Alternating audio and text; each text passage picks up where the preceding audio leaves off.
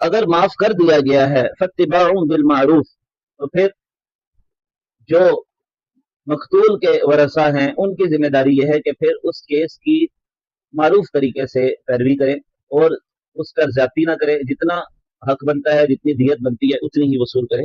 وَأَدَاءُ إِلَيْهِ بِإِحْسَان، اور قاتل کے ذمہ بھی یہ ہے کہ وہ اس دیت کو اچھے طریقے سے ادا کر دے۔ ذَلِكَ تَخْفِيفٌ مِّن رَبِّكُمْ وَرَحْمَةٌ، یہ تمہارے رب کی طرف سے تخفیف ہے، نرمی ہے، اللہ کی طرف سے رحمت ہے۔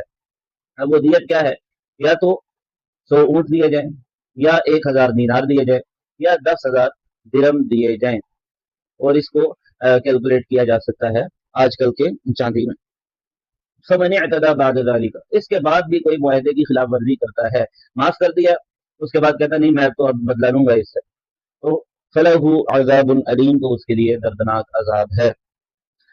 اور باجماع امت اس چیز کی اجازت کسی کو نہیں ہے کہ کوئی جا کے اپنا بدلہ خود لے، بلکہ حاکم وقت کے پاس جائے، اپنا مقدمہ پیش کرے اور اس کے ذریعے سے اپنا قصاص کا بدلہ وصول کرے۔ وَلَكُمْ فِي الْقِصَاصِ حَيَاتٌ، اللہ تعالیٰ ایک اصول بیان فرما رہے ہیں کہ تمہارے لیے قصاص میں زندگی ہے۔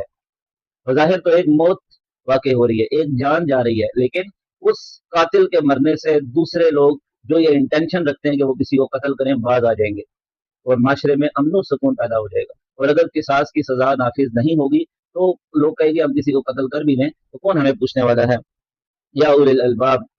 لیکن یہ بات ہر ایک کو سمجھ نہیں آتی، یہ بات عقل والوں کو سمجھ میں آتی ہے۔ لعلکم تتقون، اور قصاص کو اللہ تعالیٰ نے کیوں مقرر کیا؟ تاکہ تم تقوی اختیار کرو، اس گندے گناہ سے بچو۔ ولا تقتلوا النفس، کہ کسی نفس کو قتل نہ کرو، اس گناہ میں مبتلا مت ہو جاؤ۔